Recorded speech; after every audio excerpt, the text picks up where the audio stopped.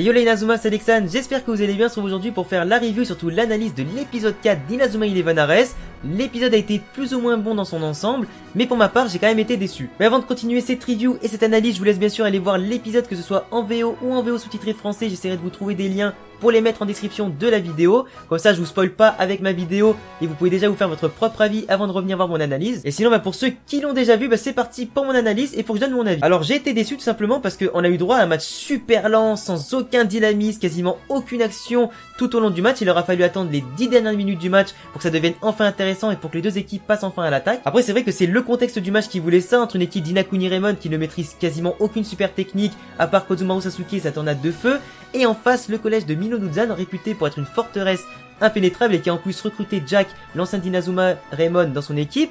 Bon, lui il était blessé, du coup il a pas joué, mais son équipe est redoutable en défense et a su enchaîner je crois plus de 49 clean sheets, ce qui est quand même plutôt pas mal. Cette équipe là est en plus réputée pour faire que défendre à outrance, fatiguer l'adversaire qui va essayer de percer Samurai par tous les moyens et ensuite les contrer en fin de match avec un petit but lorsque l'adversaire est fatigué. Le coach chinois qui aura passé quasiment les 3/4 de l'épisode à jouer sur sa tablette avait clairement vu dans le jeu de l'adversaire. D'ailleurs lui je pense que ce coach là a vraiment un truc à la Percy Travis et qu'il faut absolument pas le sous-estimer parce qu'il a des méthodes certes un peu bizarres, mais je pense que tactiquement il est quand même au point. Parce que le coach chinois a quand même très bien vu dans le jeu de l'adversaire et c'est pour ça qu'il a demandé à son équipe de ne pas attaquer durant tout le match, mais surtout de défendre à outrance. Ce qui a provoqué un match assez soporifique entre deux équipes qui voulaient absolument défendre et qui du coup contrôler le ballon chacun dans leur camp sans vouloir attaquer. La mi-temps s'est bien sûr résolue sur le score de 0-0 comme je l'avais prédit dans ma dernière vidéo. Là tu te dis que peut-être le coach va vouloir attaquer, mais non, il a continué à défendre, ce qui aura énervé un petit peu les joueurs d'Inakuni Raymond qui souhaitent quand même prendre des points pour rattraper la première défaite qu'ils ont eue contre l'équipe de Seishu Gakuen. Kozumaru Sasuke est le seul à avoir compris les intérêts du coach et surtout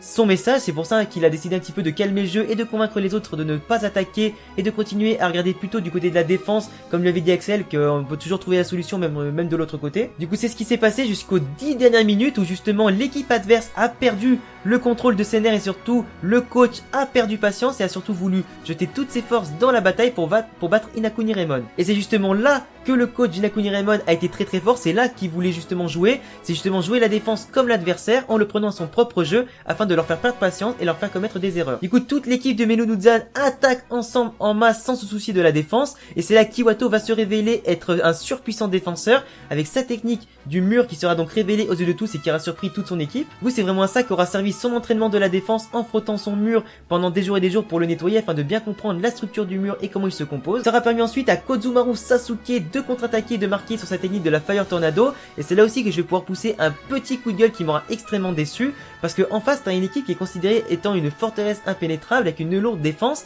et en fait je comprends pas pourquoi le gardien adverse n'a pas de technique de gardien. Ça, enfin je sais pas, ça paraît logique en fait. T'as une équipe avec une lourde défense, ton gardien est censé quand même avoir une technique de gardien. Enfin je sais pas, est-ce qu'il y a que moi que ça a choqué ce détail? Du coup ça a permis à l'équipe d'Inakuni Raymond vraiment de gagner ce match, mais franchement hyper facilement quoi. Ils ont rien foutu, ils ont pas transpiré, ils ont pas eu vraiment à faire d'efforts à part attendre que l'équipe adverse perde le patience, attaque et ensuite les prendre en compte pour marquer un but quoi. Ça a été super simple en fait. Du coup j'ai quand même été assez déçu qu'une équipe réputée pour avoir une défense impénétrable a su être battue par 2 fois par une équipe inexpérimentée, débutante, qui possède pas plus de 2 ou 3 super techniques dans son équipe qui sont révélés au cours du match, mais à part ça ils se sont fait battre à plat de couture quoi, même pas des techniques de gardien. Leurs techniques de défense qui sont nouvelles d'ailleurs sont certes impressionnantes, mais finalement elles ont su rouler sous l'attaque d'Inakuni Raymond quoi. Surtout que le deuxième but a été amené quasiment de la même façon avec l'équipe Minonuzan qui forcément une fois mené au score à 10 minutes de la fin t'es obligé d'attaquer pour essayer au moins d'égaliser.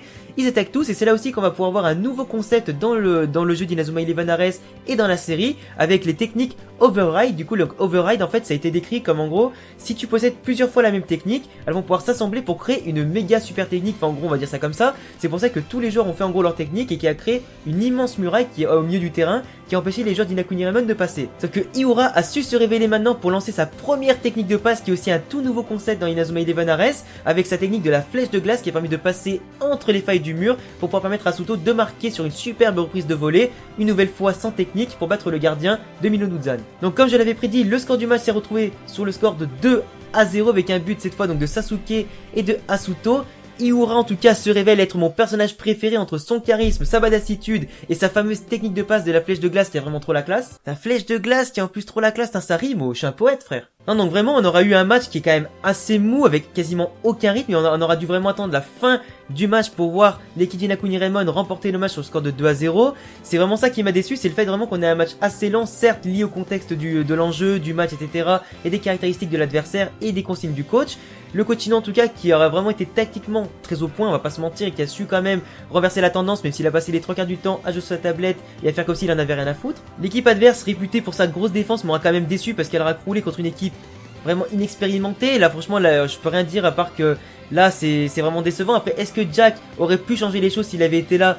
Oui, sûrement, ça aurait été quand même beaucoup plus dur pour Inakuni Raymond de marquer un but malgré les contre-attaques et tout ça, ça c'est clair et net. Mais je suis quand même content de la façon dont s'est déroulé le match. On a quand même pu voir Iwato et Iura voir leur première technique spéciale apparaître. J'attends de voir en tout cas les prochains matchs pour voir les autres techniques des autres joueurs, parce que ça révèle quand même et ça réserve quand même encore de grosses surprises. Après, je voulais aussi revenir sur un petit point intéressant sur les bracelets, c'est qu'on peut voir également que les coachs ont accès aux jauges de santé et de force, on va dire, de leurs joueurs, comme si t'étais un petit peu sur FIFA, tu vois. Donc tu voyais donc la jauge d'endurance qui diminue au fur et à mesure. Donc j'ai trouvé ça vraiment trop stylé en plus. Mais bon, en tout cas après le match c'est quand même bien fini, tout le monde était content de la victoire. Ils ont ajouté leurs 3 premiers points et leur première victoire à leur palmarès de leur équipe.